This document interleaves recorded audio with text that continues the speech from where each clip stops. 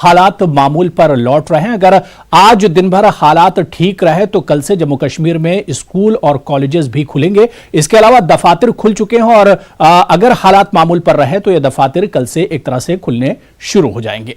आगे बढ़ेंगे, एक और बड़ी खबर, दिल्ली के एम्स में लगी आग को कई घंटों की जद्दोजहद के बाद काबू पा लिया गया है।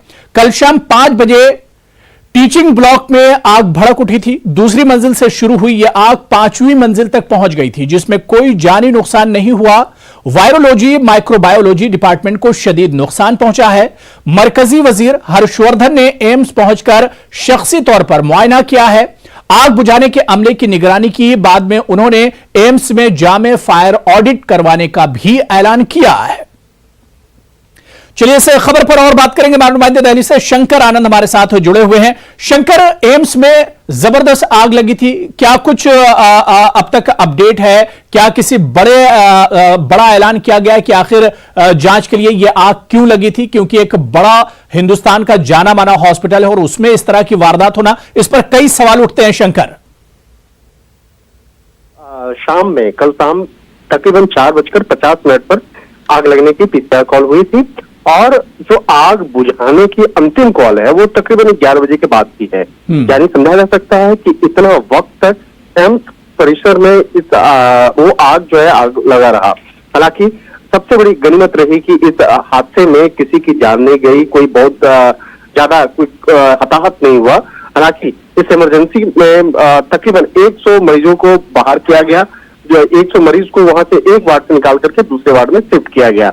मौके पर दमकल विभाग की तकरीबन 40 गाड़ियां काम कर रही थी और बाद में मामले की नजाकत को देखते हुए NDRF की टीम को भी बुलाया गया। दिल्ली पुलिस की टीम भी वहां पे काम कर रही थी और अब इस मामले में एक बड़ी इंपॉर्टेंट एक अपडेट हुआ है, मैं वो आपको बताना चाहूंगा। दिल्ली पुलिस ने इस मामले में एक FIR रजिस्टर किया है। तो इस मामले की तफ्तीश अब दिल्ली पुलिस करेगी कि आखिर ये आग कैसे लगी है, इस हादसे की वजह क्या रही है, क्या ये कोई महज हादसा था या कहीं सोची समझी साजिश थी।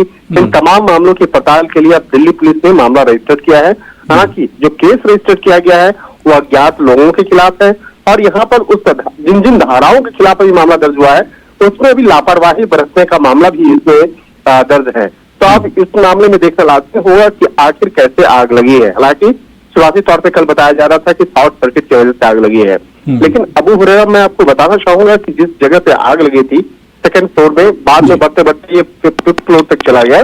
जिस स्थान पे आग लगी थी ठीक उसके नीचे एक AC का, ये पूरा ब्लॉक का नाम है AC ब्लॉक। तो AC ब्लॉक में क्या है, ग्राउंड फ्लोर पे AC पूरा अस्पताल के अंदर में जितने जो इस एयर कंडीशन की जो सुविधा उपलब्ध होती है ठीक, अगर आग वहां लगती तो समझा जा सकता है कि आग और काफी तेज रफ्तार से वहां बढ़ता और ठीक उसके नीचे पूरा इलेक्ट्रिसिटी का कंट्रोल रूम था। कंट्रोल रूम अगर समझिए कि अगर उस कंट्रोल रूम में आग लग जाता तो पूरा एम्स की जो व्यवस्था है वो चरमरा जाती, क्योंकि एक साइड में वही एक चंद कदम के फासले पे एक साइड में AC का कंट्रोल रूम और दूसरा साइड इलेक्ट्रिसिटी का पूरा कंट्रोल रूम था। लेकिन ये आग जो है सेकंड फ्लोर पे लगी, सेकंड फ्लोर पर 3rd, उसके बाद 4th और 8 से 8:30 बजे तक आग पर लगभग काबू पा लिया गया था। लेकिन 8:30 बजे के लगभग में कल रात में अचानक आग 5th फ्लोर पे पहुंचा और देखते देखते वो आग काफी देर रात में तक आग लगी रही है। उसके बाद जाके उस आग पर